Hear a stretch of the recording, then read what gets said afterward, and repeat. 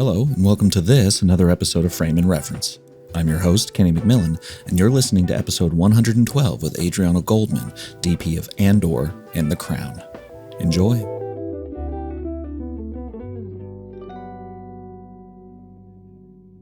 I did want to know, because, obviously everyone's been on break with the strikes and all. Have you been watching anything cool recently, or how else have you been occupying your time now that there's not quite as much stuff going on? Oh, that's a good question. I haven't seen, for instance, I really want to see Oppenheimer. Haven't had the chance. Oh, buddy. Yeah. Saw it in IMAX and digital. Really? Yeah. It's staggering how much more detail there is. I mean, I just forgot, but like the IMAX capture is so much cleaner than even 70 millimeter. It's wild. In the digital version, you don't quite notice, but when you see it in full projection IMAX, it's at least as a DP. I don't know if regular people notice, but like it's shocking how much like you can see into the blacks. Oh, there's no noise. Like it's fascinating. And the depth of field that is very specific about that format. I mean, yeah. Well, so I haven't seen much because we also moved houses. I've been finishing The Crown season 6, which is the last one. So I was busy in July in post-production. And then I got a commercial that happily took me to the Maldives Islands for the first time. Nice. So I had one shooting day at the Maldives Islands and 3 days off. So it was really a nice treat anyway, after a long season on The Crown. But I am a little behind in terms of just using this free time to feed myself with, more images and just to get to know what people are doing. So I think that's probably, now that I moved to the new house and, there's a question mark about the next couple months anyway. So I think this is a good moment, eventually, honestly, just to try and put the stress aside and the anxiety related to this indefinitely on hold sort of moment that we're living. I mean, I had a deal closed just before the strikes started, and it was just amazing, like finishing on The Crown after almost 8 years, and then managing to get another very interesting job that was supposed to start now in September. Now we don't know. So, let's see. I mean, there's ways. I think there's commercials to do. There's hopefully a couple UK movies. I was going to say low budget movies, but not necessarily. But there's a couple that I read recently that are not big movies, but I think they can go on because the actors are with equity and it's a British production. So I think we'll hear about, small European productions still kind of, it might be actually a very good moment for them to be in production because now everybody's available. You can gather a very, very good crew. Everybody I think is going to be keen to jump in immediately or whatever it's real, right? To be honest, I'm still hopeful that this is going to be solved by the beginning of September. It might be a little optimistic now. I don't know, but Friday they had a meeting, so hopefully this is going to become the other issue about this strikes is the level of secrecy that involved in this negotiation. So you absolutely don't know if things are progressing or not progressing. So it's a mystery. It feels like a man-made pandemic, right? Only after 2 years of a real social, massive event where we all had to, stop. And then right after, we all had to swab and test and protect ourselves and protect the actors. So it was a huge effort. When I did Andor, so this is between seasons 4 and 5 on The Crown. So I managed to do a year on Andor. I did the entire first season. And it was excruciating. I mean, the fact that we had to use masks for an entire year and testing 3 times a week and waiting for the tests. And then, somebody goes down and disappears for a week or two. And then we did so well, right? Yeah. After it was over. So it's kind of it's not it's not a pleasant sort of a situation for most of us, I'd say, in the industry. Yeah, I was actually going to say you're 100% right. It does feel like pandemic 2.0, where at least we had like the practice of not working, but at the same time, it's like 3 years of roughly of, I was talking to Benji Bakshi, who shot Strange New Worlds, the Star Trek show. And we were talking about in the downtime, like things that we like to do, or at least, you start to feel burnout when you don't, as you said, feed yourself with something else, if you're just constantly outputting and not taking in. And it feels like everyone was taking in so much during the pandemic that when we finally got to work, it was like, let's go. And there was just this big burst of creativity. And now it's like, hey, and stop. It can feel very, I don't know, not anxiety is not really the right word, but it's definitely feels like you're being pulled back on a leash again. And we knew it was coming. And I think one thing is if you think, well, I'm going to have 8 weeks off, so let's plan for that. It's the beginning of the summer, maybe we can even enjoy this moment. Yeah. But like going back to my point about the mystery involved. So is it 2 months? Is it 3 months? Is it 6 months? So it is making people very anxious and, for good reasons. I also think that I think we get so addicted to work that a lot of this excess of free time is not necessarily healthy for us. I mean, we want to engage in being creative and being with our teams and, producing something. I absolutely admit that I function much better when I'm working. Yeah. And I think especially now, of course, it shouldn't be a conversation about my, let's say, personal life in present. But the fact is, I just bought a house, so it's a real thing. It's a real issue to be managed, right? It's not just like I want to work or I could be earning money and I'm not, and I'm using my savings. Lucky me, I have savings, right? Because I can probably carry on for a couple more months, etc. But you also struggle with this lack of perspective. I think that's a real thing, right? So, and it's been 3 months already, right, on the WGA strikes, which is it's a good period of time. Anyway, so that's one thing. The other thing you said about what I also the fact is because we were put on hold because of COVID. And then this burst in creativity, like you said. I mean, I'm also aware stories being told that after 2008, when there was the strikes, there was 2009, 2010, it happened exactly the same. A massive boom in creativity, new shows. I'm actually very optimistic about 24 and 25. I think we're going to have excellent years. But we have to leave the present. Right? Yeah. So that's all we got. It's today and then tomorrow. And so it's a tough one. Also, my 2 boys, I have 2 sons that also work in the industry. So now we're all home, thinking how long this is going to last. Should I go for a trip? Should I actually enjoy a couple weeks, abroad or somewhere? It's a very particular moment that we all face. And also you realize how much the US and the UK industry are now just basically one, and how much, the things that happen in the US affect the UK market. I mean, dramatically, aside from, maybe some local small movies and commercials, etc., and theater, because it's really big here, the theater scene, and that, carries on.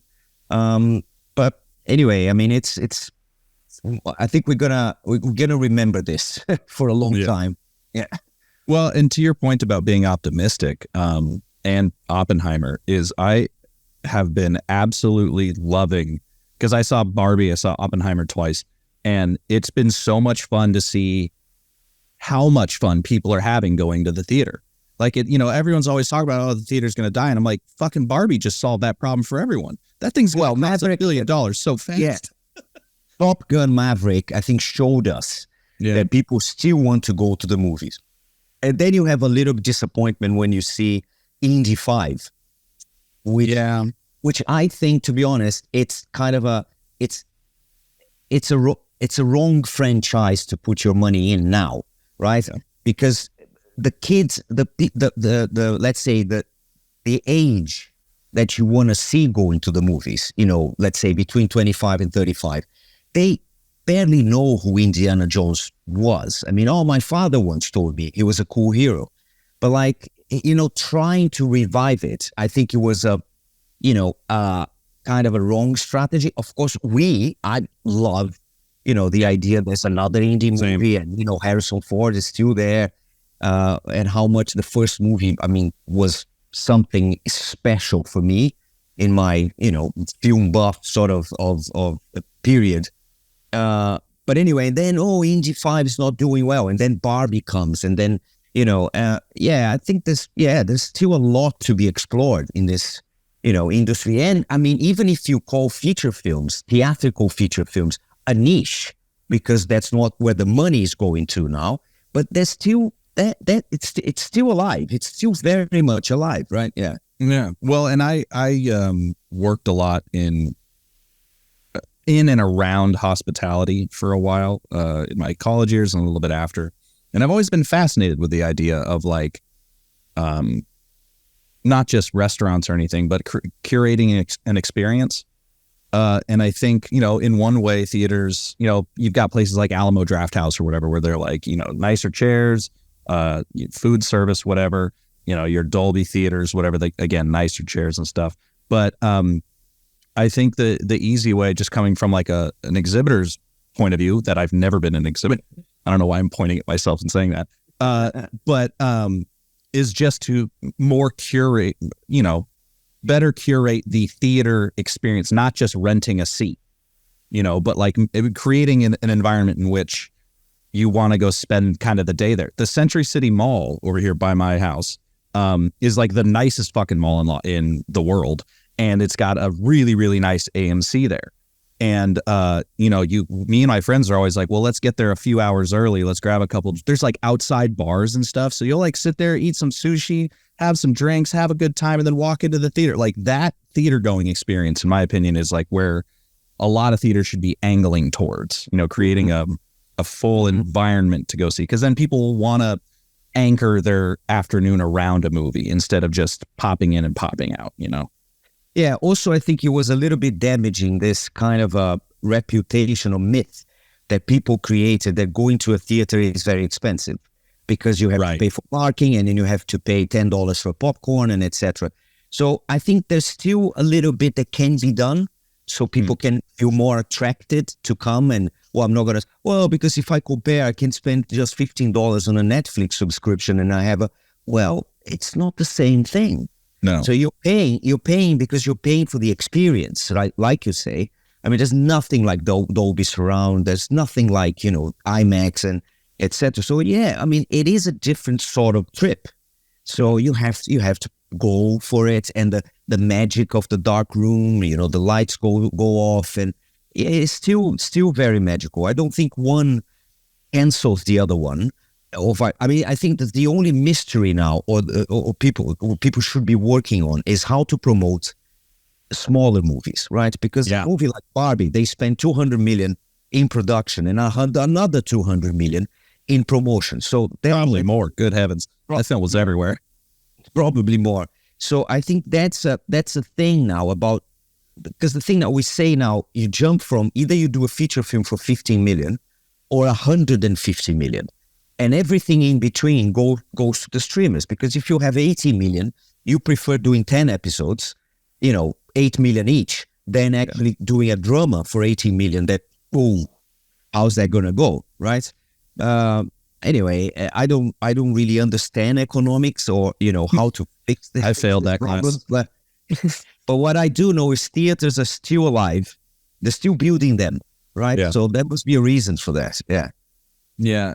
I did kind of touching on the magic of cinema and stuff. I did read that kind of Jacques Cousteau is what kind of got you into filmmaking, seeing, I suppose in a weird way, representation of a cinematographer, someone holding a camera in that thing. Yeah. Did that launch you more into the direction of documentary, or did that just kind of show you that movies were made by someone and then you jumped into sort of more theatrical style film? That's a very good question, because I've done documentaries, but not that was not my goal. I've done it because I've worked with people, very interesting people. They used to do commercials, music videos, and documentaries. So I would, do a little bit of everything. But no, I mean, there was a kind of a discovery. Basically, I basically understood there's someone behind the camera, actually physically holding the camera. It was just a massive discovery. Because if you don't think, I still think that a lot of people that watch what we do don't actually realize. People don't never watch the credits. So, and even if they do, I mean, why do they need so many people, right? 300 people on a scroll. People don't realize what's involved. We struggle as cinematographers to explain what we do. I mean, you have to explain that you and the art director or the production designer are the main artistic collaborators with and for a director.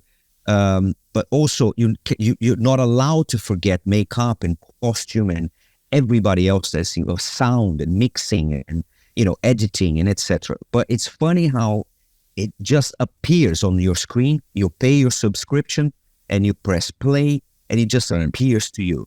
And it's just, I think it's one of the things we have failed because I think there's this idea that what we do is glamorous, right? Oh, you work on the film industry. Oh, are you an actor? That's the first question, right? Oh, are you an actor? No. I'm not. I'm always behind the camera. Oh, so what do you do? So I think, especially, I can address this because when we had this monster president in Brazil for 4 years, Bolsonaro, and he was verbal against artists, against, verbally saying, because they're all lefties, because, we cannot trust them. They just they want government money to do their own things, which is absolutely not true. And I think we had failed to present and show what an industry actually is, and what that. For you guys in the US, it's been called industry forever. So you can more or less understand. You have to show up at 8 and then you leave at 6. And in the 40s and 50s, that was very much the case. I mean, you work for the studio, you show up in the day, you can be a grip or an electrician or a PA. That's your job. You're going to the industry. I mean, now it's a little bit more,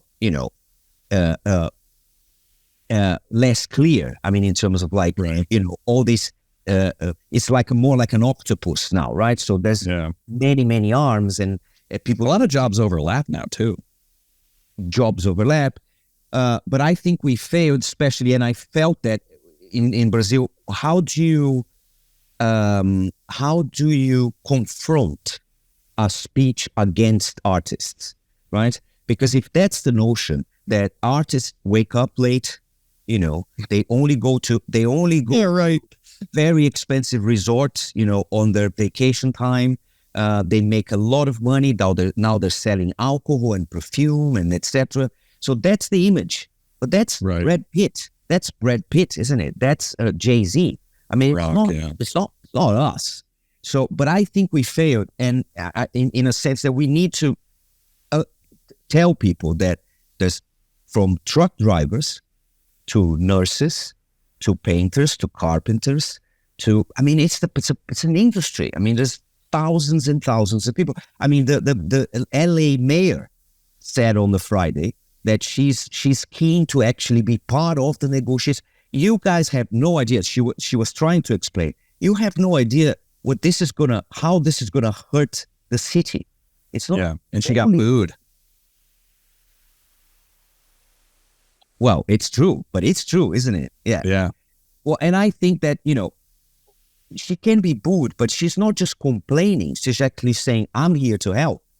Yeah, right? No, 100%. So, yeah, I don't know her. Sorry. This is only stuff that I read on the news. But Karen Bass, she's great. But I thought it was wild that she stood up there because she was talking about the strike. She was talking about the homelessness crisis, and just everyone was booing her. And I was like, can you let the woman speak? She's trying to help. Anyway, so I think that's the one of the things. I mean, I try to, and I still think it's complex to explain what a DOP does.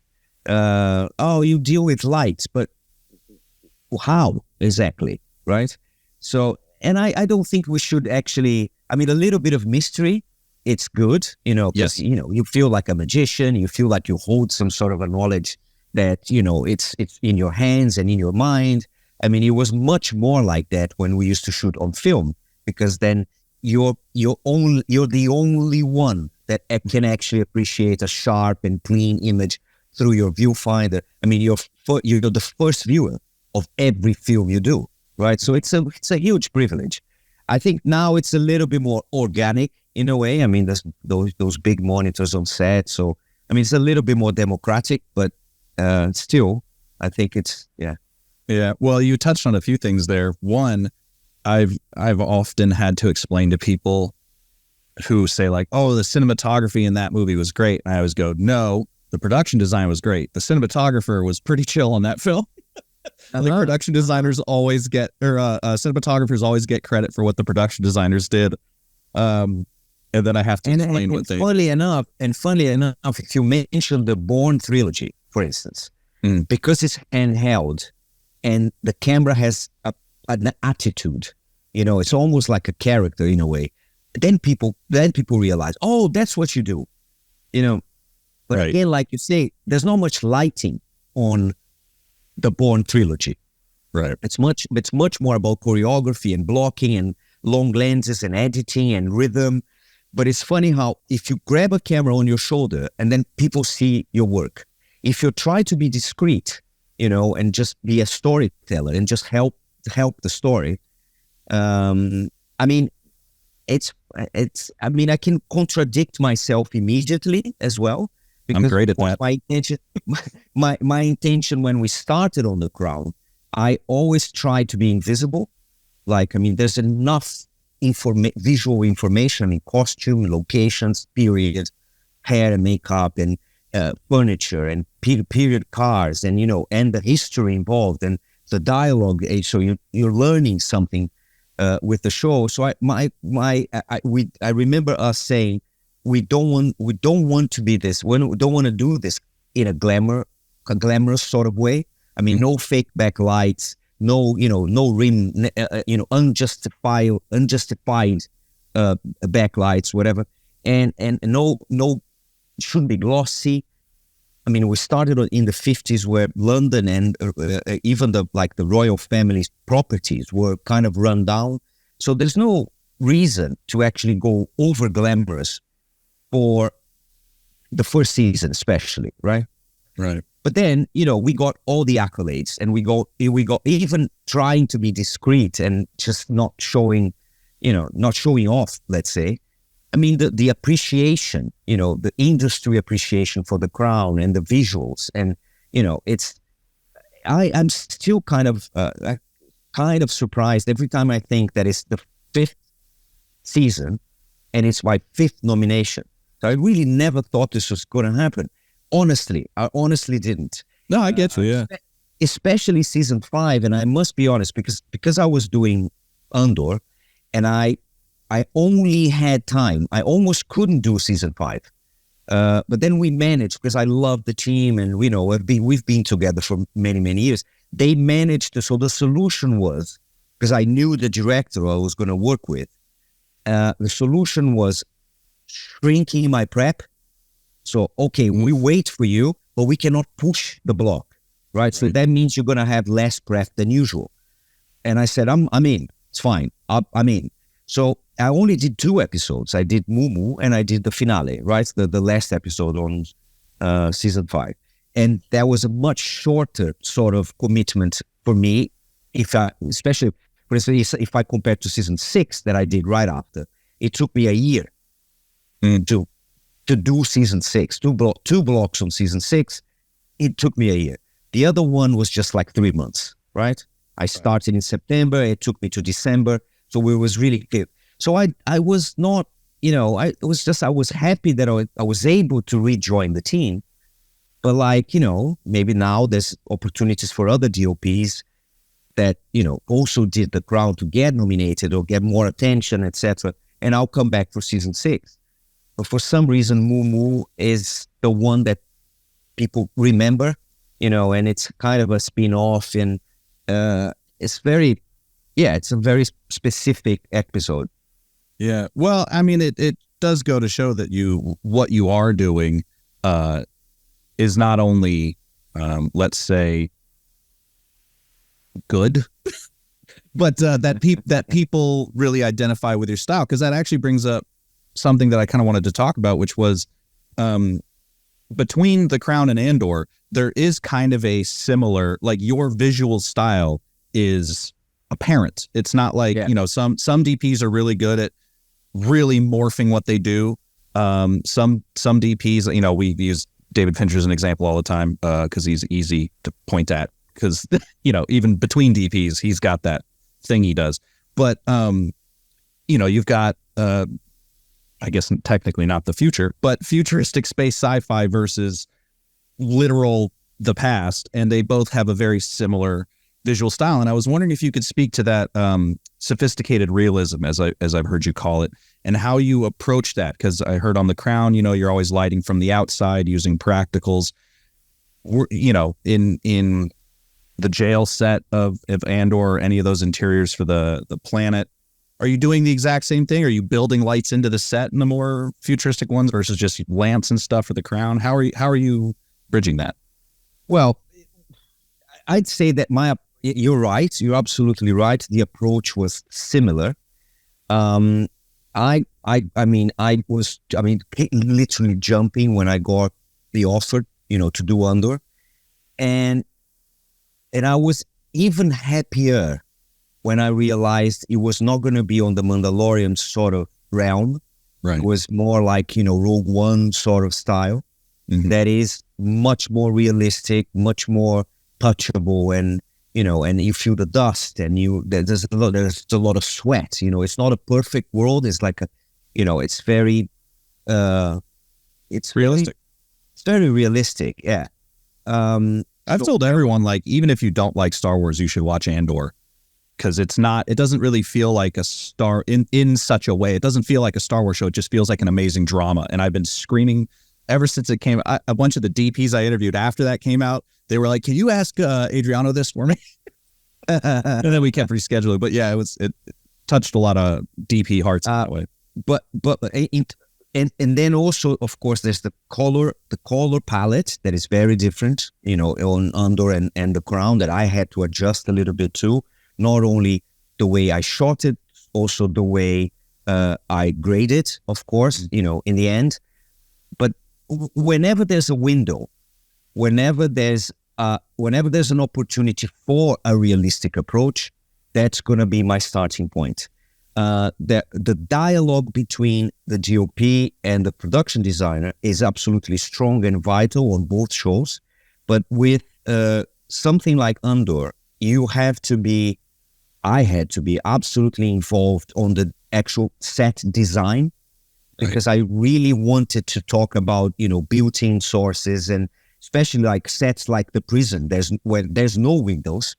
I want to rely on practicals that are in vision, that are still believable and used and dirty and customized and whatever. This is, of course, part of the designer's job, but also, in terms of like approaching it realistically, it's not just where the sources are, but how do they look?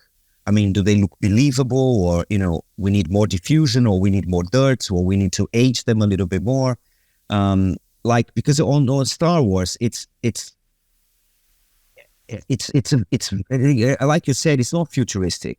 It's very weird, because it's everything is used on the set. Everything, even a brand new set, you have a team that comes and do scratches, and step on the wall just to make them more used, more believable. And the comparison they all make between Star Wars and Star Trek. This is not Star Trek. This is Star Wars. This is Star Wars. And we have to remember, this is it's a galaxy far, far away, a long time ago, in a galaxy far, far away. So it's very hard for us to understand that it is period, actually long in the past. But that's the magic of George Lucas, isn't it? Who would think something like that? So you're actually not looking forward, you're looking backwards to something. And also, there's no Earth on Star Wars, so they never mention Earth. Nobody's coming from Earth, ever. So this is, again, in a galaxy far, far away, without any contact with our history. It's really, really specific. But I felt very lucky because maybe because of the pandemic and because of, we are in a way a prequel for Rogue One, the approach was much more, basically we shot Andor on locations. Right. So everything was built. Every set you see. Yeah, that planet set is nuts. The town or whatever that is, crazy. Very. Yeah, fair.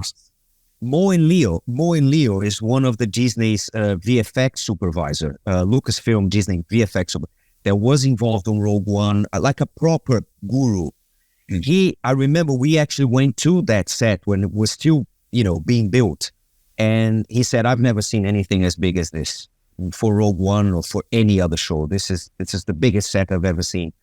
And everything, the prison, like you mentioned, and the scale of that prison and the scale of the episodes, and you're actually following casting when he's in the prison and all the intercuts with Mon Mothma and, and all the other characters and Luther. And it's so, so, so rich.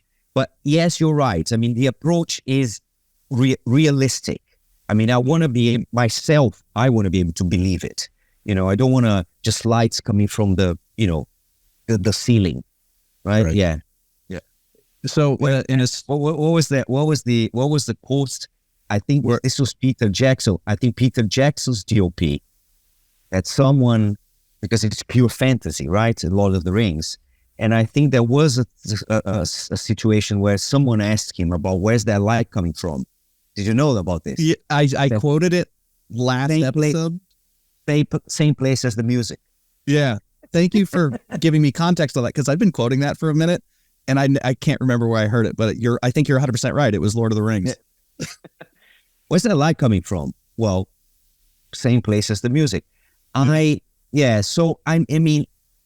also want to be able to allow myself to go a little bit more onto a kind of a magic realism whenever it's possible. So when you work with, even on The Crown, when you work with Stephen Daldry, he always brings a little bit more magic into whatever he does. So he actually won an Emmy on season 2 for his Pater Familia episode that I shot. But funnily enough, I actually picked another one to submit.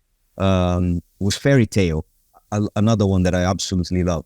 But Fairy Tale was season 4. Was Barrow on season 2, and then he did Pater Familias. So if you remember, Philip loses his sister on a plane accident, and then he dreams about kind of seeing her, and he walks into the crash, and then he sees her actually dead there, and that was not on the script. I mean, that was Daldry insisting with Peter Morgan just to bring a little bit more horror and a little bit of more magic realism to a show like The Crown. So, and I love whenever that happens, that gives you a little moment, 2 minutes on screen that you can just go off your route a little bit and then come back. But just there's a little detour here that's going to take me back to the same road. But, let's just enjoy this moment. And Daldry is brilliant. I mean, no spoils, but now for the finale, the last episode we did for season 6, there's a little bit, of his magic again. So I really hope that people appreciate it. It's a proper finale. It's longer than the other episode that they normally are. That's the only spoil. Gotcha. I did, something that'll be kind of illustrative, because I try to make this podcast somewhat educational. But I think something that'll be kind of illustrative to the style of lighting that you do would be 2 similar scenes. So in The Crown, obviously, you've got a lot of times there are sort of dark-ish rooms lit from outside, with practicals and maybe some atmosphere. I know you talked about using like the glimmer glass and the smoke and stuff. And obviously having a dark room is much nicer than, say, that jail set from Andor where everything is white and lit. So, but still a lot of people in a room having a conversation around a table. So how are you building contrast into your image, and how are you approaching, say, close-ups or maybe a shot of 3 people or whatever in either set? One where you've got contrast built into the set and you need to kind of light it a little more, maybe add some light, versus Andor where you need to remove light. Well, if you want to use the main prison, the factory level, as we call the white, the super white and big room. So every individual strip of light that you see on the walls are individually controlled, right? Like astereotubes or panels. Yeah, LEDs and astereotubes, but individually. So whatever it's not in shot is off. So there's a lot of turning on and off lights. I'm just gonna move 10 degrees to the left. Don't want that source anymore. I mean, there's a lot of bounce still, because it's a white room.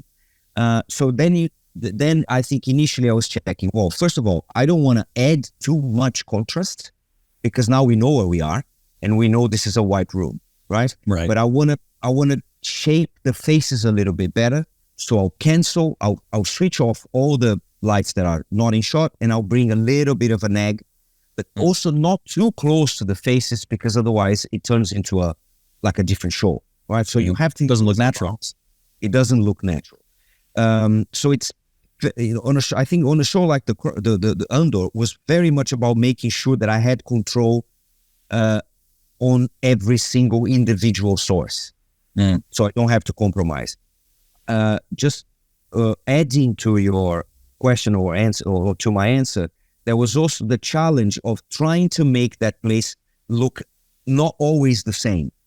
So, there's the drills, there's, an F10 when the lights, the power goes off, and then it changes, and we had to create something that looks like emergency lights. And then the lights come back on again. So there was a dramatic light curve on F10 that, it was really demanding in terms of programming all the lights, and even kind of, trying to bring all creative people to actually approve, because it could be orange, could be green, could be red. What is an emergency light situation on this set? Right. So there was a lot of interesting creative conversations about tone and color palette and etc. So all fascinating. For Ferrix, for instance, contrast was much more welcome. So, you're shooting exteriors, eventually it's a sunny day, which is, in that case was really welcome anyway. But, now I have more freedom in a way to either bounce or bring a little bit more nag, or even diffuse my sunlight when possible, or even bring a source to add a little bit of a backlight for continuity, because we started the scene and it was sunny, and now it's not sunny anymore. So it's let's say a little bit more conventional filmmaking. And I'd say EPs 8, 9, and 10, they were much more technical and required much more planning than The Crown usually does. The Crown is also in terms of how you prep for a show like Andor and how you prep for a show like The Crown. The Crown, you have everything in your hands. You can go to a location. You can bring your director and discuss a 3-shot. So we're going to have these 3 characters here, how to position them. Well, do you want them close to the window, or even far from the window? Or so you have opportunities to almost like envision what is actually going to happen on your shoot on your shoot day. So you come not with like preconceived ideas, but the room, you know where your sources are, and your director and how to deal with his taste and his choreography and etc. So you're a collaborator on like working with pieces that you're so familiar with that it feels a little. It's not like, I'm not going to say you find your comfort zone, because it's a massive show. Like every day on The Crown is, it's always kind of massive and challenging anyway. But for me, I'm not going to lie and say, I mean, there was a progression. I mean, season 1, I was anxious, absolutely anxious every single day. Am I doing well? I mean, are they liking this? I mean, everybody was new to me. London was new to me. Everything was new. Every single location was like, wow, this is massive, and etc. So all this awe feeling was, I mean, I'm never going to forget it. But then there's a progression where you know your crew much, much better. Dialogue is much, efficient and fast. And then I jumped straight from season 4, 3 months off because of COVID, and then jumped straight to Andor, and nothing existed. Nothing. Right. No sets, no costume, no locations, nothing.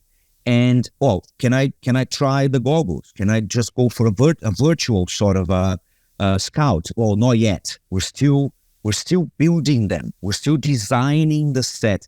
So it was crazy. I mean, there's this massive truck coming in your direction with principal photography. Right. Okay, this is a long prep, but it's coming, right? So when am I gonna get to see a set and to be able to bring my gaffer and discuss, lighting? And I mean, the first 2 months prepping for Andor was like, what? How is this going to happen? Because you can have 10 meetings every single day. You can read the script 50 times with your director and try storyboards, and let's have the storyboard artist. Storyboard artist, what is it going to draw? I mean, right. You have to imagine a set, right? Or try to storyboard it just for dialogues, and or eventually, I mean, we had to do extensive storyboards for action scenes because of VFX, etc. But that only happened much later during prep, when we actually could go to Ferrix and photo board, a set that was still being painted and etc. But that prep was like something. But it's such you learn so much when you do this. Yeah. And there was another reason why I was so fascinated by doing something like Andor, because it's, now I feel that I kind of can navigate, these, it could be period, could be contemporary, could be sci-fi, or it's funny. It was really funny.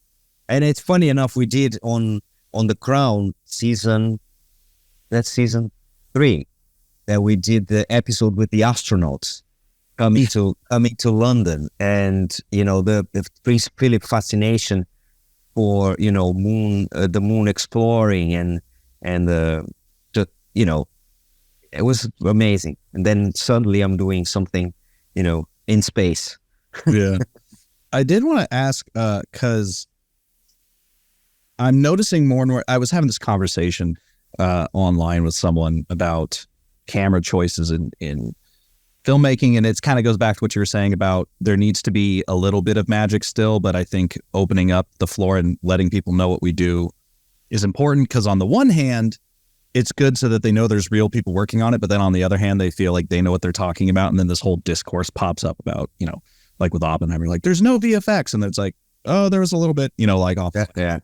But all that to say, that was a huge tangent. What makes you choose the Venice to shoot all of these things? Is that your choice? Is it just something you're comfortable with? Or because, like for The Crown, for instance, one could argue like, oh, we should shoot film because it's period, Well, I think film was never actually considered, but I bet not. But yeah, I was coming. What was it? I think Burnt. Oh my God, my memory. Burnt, that I shot in 2014, just before I started on The Crown.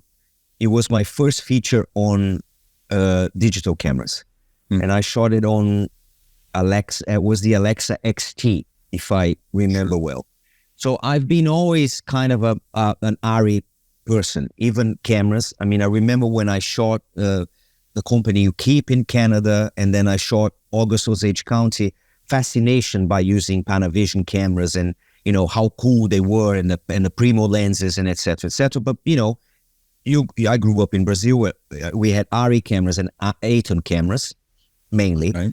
And then Europe as well, Aries and Atons and etc. And then Panavision here is really strong, so you can shoot with PV cameras, you can.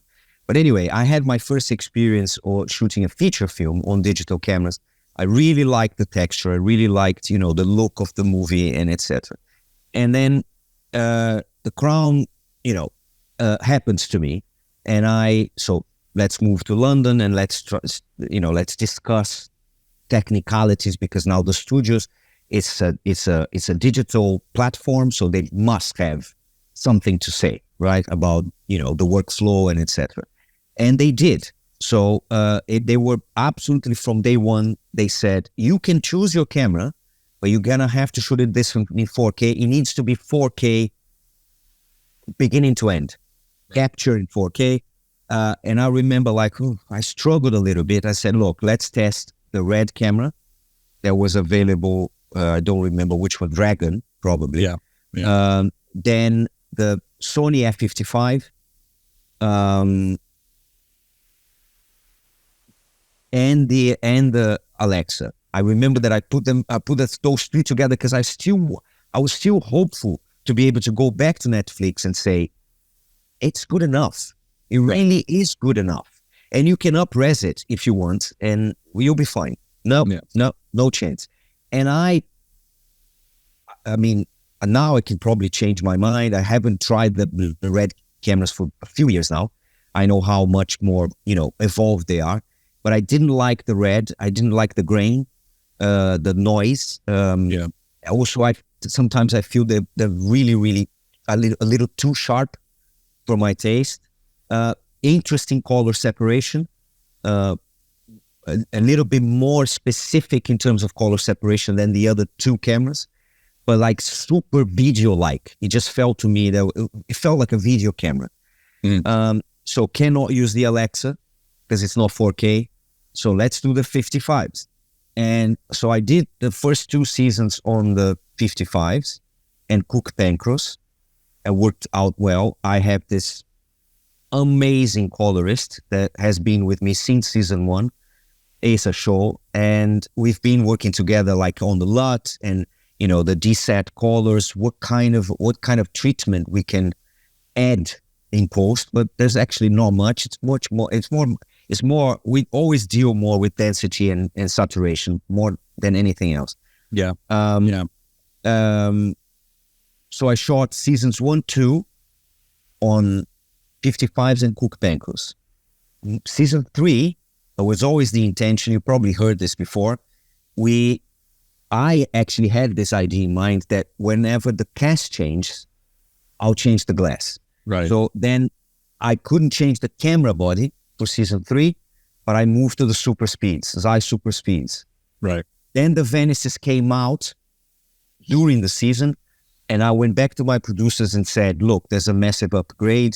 We need to change bodies. Well, I don't think we can financially, because we had 2 units. Every unit got 4 bodies. Right. So I don't think I can. I don't think even a show like The Crown can afford just changing 8 bodies at once.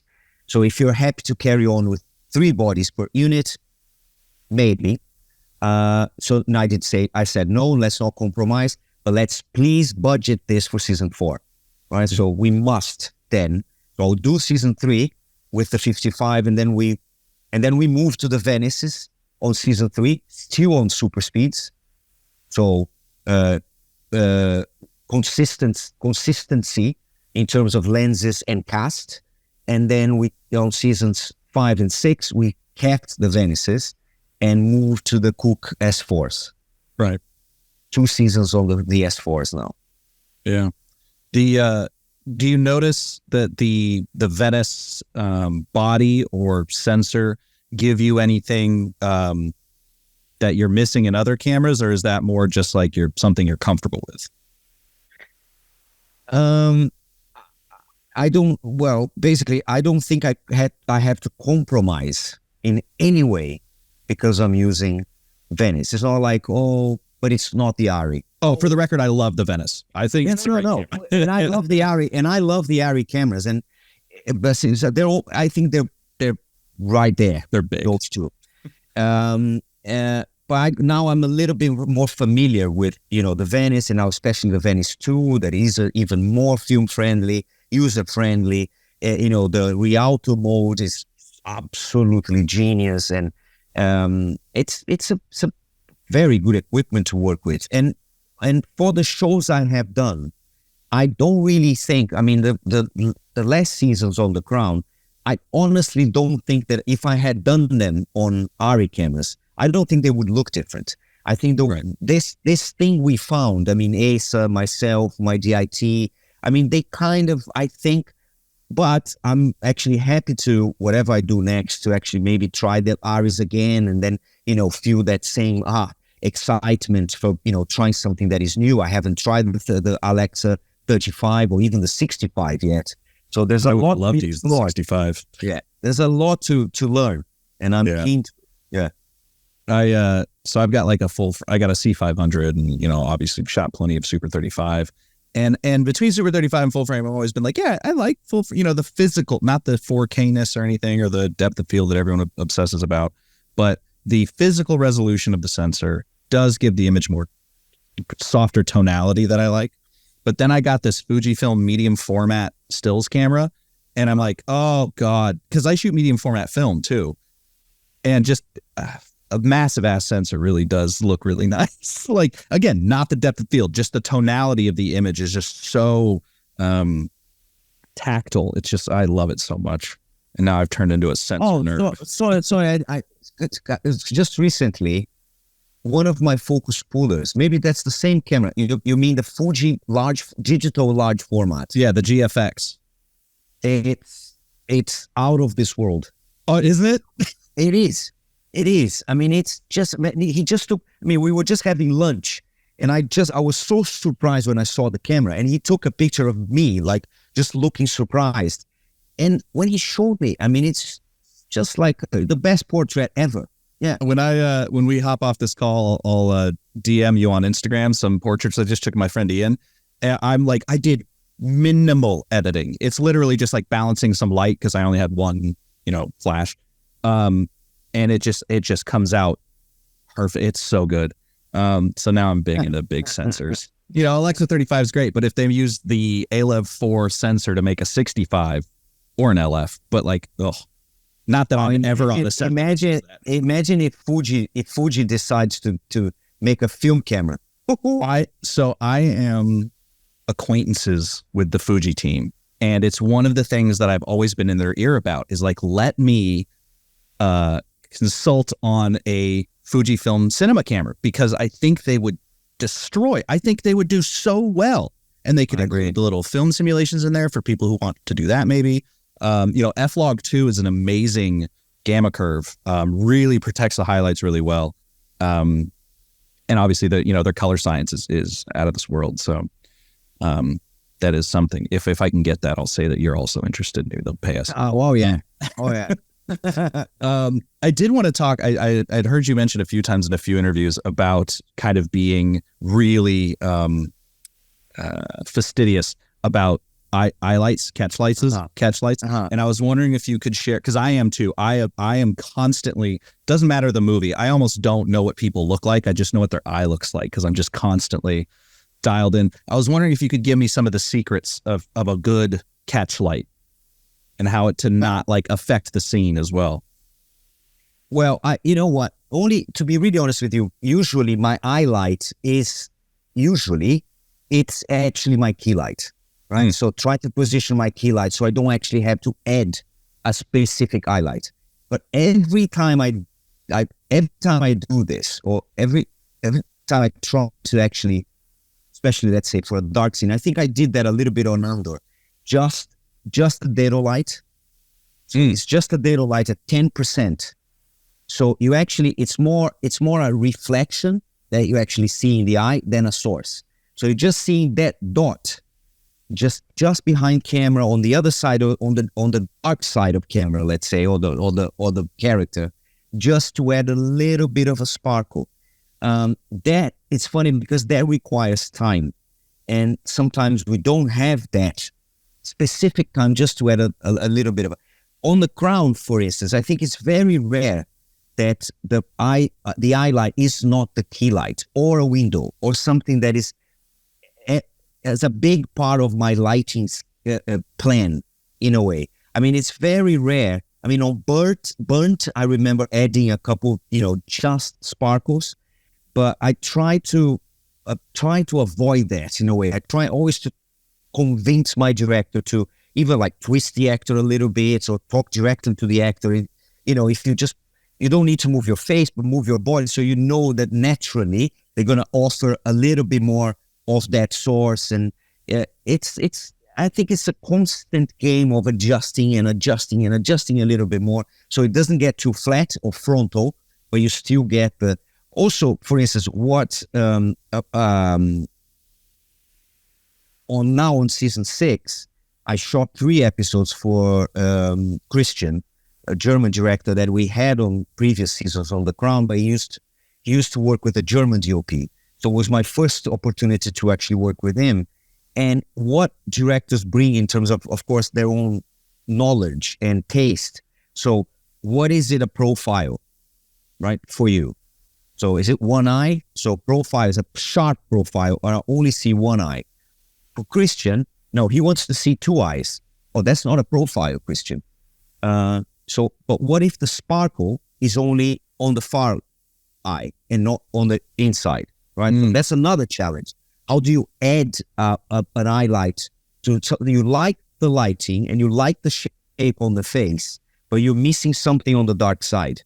It could be a bounce board. It could be just something. So you don't actually, it's not shiny and sparky, but you reveal the eye. So you just lift the blacks a little bit, so you see it's there, right? But I must confess, I've never been a technical DOP. I mean, I know what the lens offer me. I don't know how they're made, right? I know what my lights can offer me and how much they progressed or they have progressed since season 1. For instance, if I compare, I probably had 10, 15% of my sources were LED sources on season 1. Now it's probably 80% of them. This is like in 7 years, right? So I know what they offer me in terms of speed and color and intensity and output and etc. because I try them a lot. When something new comes, I always go with a gaffer to the warehouses and we try them and we test them, or even like on just on a testing week on whatever we are in prep for. But there's a lot of testing, so I get more familiarized with my new sources, what the market has to offer. But and also this thing about the eye is always like, I'm missing something, Right. And also it's an ongoing conversation because it really depends on, again, I insist, your director's taste or even the genre. I mean, do we want to see the eyes or do we want to hide the eyes now? So that's a constant sort of, conversation. Should we? No, this is actually a good moment not to see, a sparkle, and let's bet on sadness and something a little bit moodier. So it's always again and again. Lucky me, I had never. Not saying that I don't want to do it, but I never done a movie that was entirely storyboarded, where not only you know what you're doing, but you can really think ahead. You can actually come back home after a shooting day, go back to your storyboard and actually think, give your gaffer a call. Well, tomorrow is that scene that we plan to do this and this and this. Even a big show like The Crown and even Andor, an actual shooting day is a much more organic thing. You gather your actors, you do a first rehearsal, you bring your camera operators, you talk to your director. So do you want to start on a wide shot, or you want to start on mid shots, so it's a constant sort of exercise of prioritizing and compromising and prioritizing and compromising. So that's the way we play the game. Actually, I mean, I'm sure that I would jump in to whatever feature does if I ever have the chance.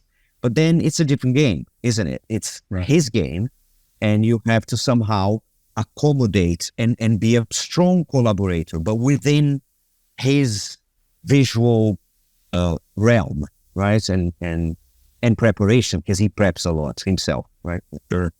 I know you have a heart out, so I'll let you go here soon. But I did want to ask. I have actually a bunch more questions. We'll have to have you back on sometime soon. Pleasure, anytime. Yeah. Because it's been a lot of fun. But I did want to ask.